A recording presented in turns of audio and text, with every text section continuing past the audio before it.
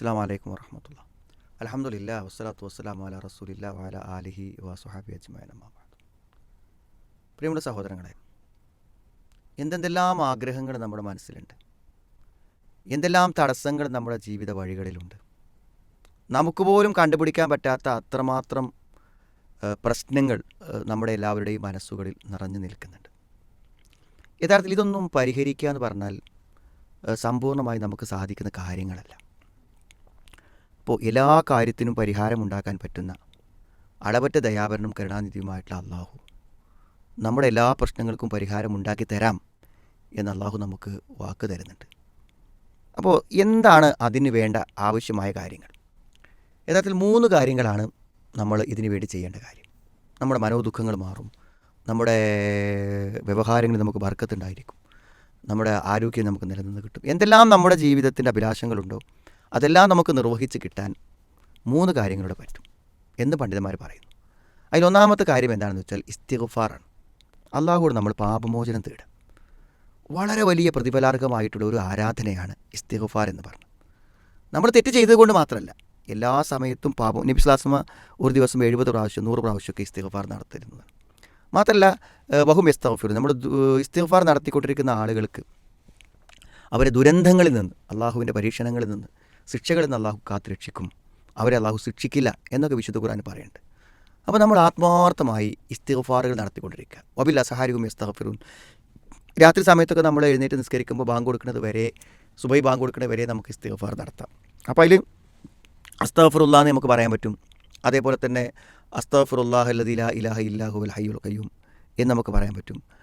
അങ്ങനെ ഇസ്തിഗ്ഫാറിന് വേണ്ടി നിർദ്ദേശിക്കപ്പെട്ട പ്രാർത്ഥനകൾ നമ്മൾ നിരന്തരമായി പറഞ്ഞുകൊണ്ടിരിക്കുമ്പോൾ അള്ളാഹു നമ്മുടെ പ്രശ്നങ്ങൾക്ക്, ബുദ്ധിമുട്ടുകൾക്കൊക്കെ പരിഹാരമുണ്ടായിരിക്കും എന്ന് പറഞ്ഞു. അപ്പോൾ ഖുൽതു ഇസ്തഗ്ഫിറു റബ്ബക്കും ഇന്നഹു കാന ഗഫാറ. നിങ്ങൾ അള്ളാഹുവിലേക്ക് പശ്ചാത്തപിച്ച് മടങ്ങൂ, അവനെല്ലാം പുറത്തിരുന്നവനാണ്, അവൻ നിങ്ങൾക്ക് അനുഗ്രഹങ്ങളും ബർക്കത്തുകളും നിങ്ങളുടെ മക്കളിലും സന്താനങ്ങളിലും സ്വത്തിലുമെല്ലാം തരുമെന്ന് അള്ളാഹു പറയുന്നുണ്ട്.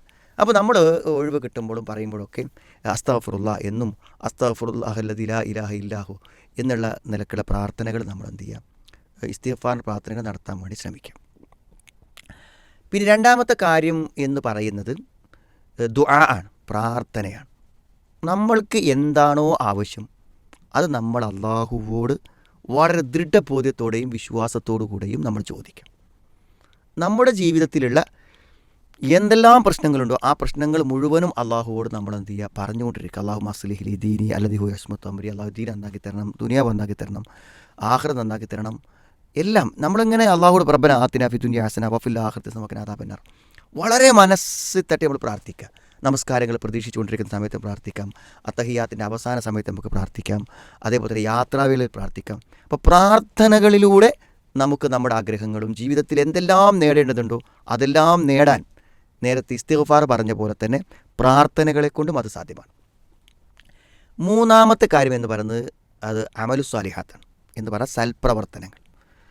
എങ്ങനെ നമുക്ക് നല്ല കാര്യങ്ങൾ ചെയ്യാൻ പറ്റും? അതെന്താവാം, ആരാധനകളാവാം, ജീവകാരുണ്യ പ്രവർത്തനങ്ങളാവാം, എന്തുമാവാം.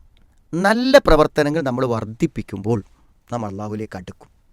അപ്പോൾ സ്വാഭാവികമായും അള്ളാഹു നമ്മളുടെ എന്തെല്ലാം പ്രശ്നങ്ങളുണ്ടോ അതെല്ലാം പരിഹരിച്ച് തരുന്നൊരവസ്ഥയിലേക്ക് കാര്യങ്ങളെത്തും. അപ്പോൾ എങ്ങനെയൊക്കെ നമുക്ക് നന്മകൾ, കുല്ലു സുലാമ, എല്ലാ സന്ധികൾക്കും പ്രതിഫലമുണ്ട്. എത്രയെത്ര നന്മയുടെ അവസരങ്ങളുണ്ട്. അപ്പോൾ നമ്മൾ പൊതുവേ എന്തെങ്കിലും പ്രശ്നങ്ങളുണ്ടെങ്കിൽ ആ പ്രശ്നങ്ങളിൽ കെട്ടിത്തിരിഞ്ഞ് നിൽക്കും. അതിൽ നമുക്ക് ചെയ്യേണ്ട കാര്യങ്ങൾ ചെയ്യണം. അതിലുപരി നമ്മൾ എന്ത് ചെയ്യണം, പരമാവധി നന്മകൾ വർദ്ധിപ്പിക്കുമ്പോൾ അവസരങ്ങൾ ഉപയോഗിക്കുക. ദീനീ പ്രവർത്തന രംഗത്ത് നമ്മുടെ കാര്യങ്ങൾ, ആരാധനാ രംഗത്ത്, ജീവകാരുണ്യ പ്രവർത്തനങ്ങളിൽ, സേവനങ്ങളിൽ, അതുക്കാറുകൾ, എങ്ങനെയൊക്കെ നമുക്ക് നന്മ സംഭവിക്കാൻ പറ്റുമോ അങ്ങനെയുള്ള നിലക്കൊക്കെ നന്മ സമ്പാദിക്കുമ്പോൾ തീർച്ചയായും അള്ളാഹു നമ്മുടെ പ്രശ്നങ്ങൾക്ക് ശരിയായ പരിഹാരം ഉണ്ടാക്കി തരും. ഇതൊന്നുമില്ലാതെ നമ്മൾ നമ്മുടെ കാര്യങ്ങൾ പരിഹരിക്കാം എന്ന് വിചാരിച്ച് ഭൗതികമായ സാഹചര്യങ്ങൾ മുന്നോട്ട് പോകുമ്പോൾ ഒരു പക്ഷേ നമ്മൾ വിചാരിച്ച ലക്ഷ്യത്തിൽ എത്തിക്കൊള്ളണമെന്നില്ല. അള്ളാഹു നമ്മുടെ എല്ലാ പ്രതിസന്ധികളും തീർത്തു വരുമാറാവട്ടെ.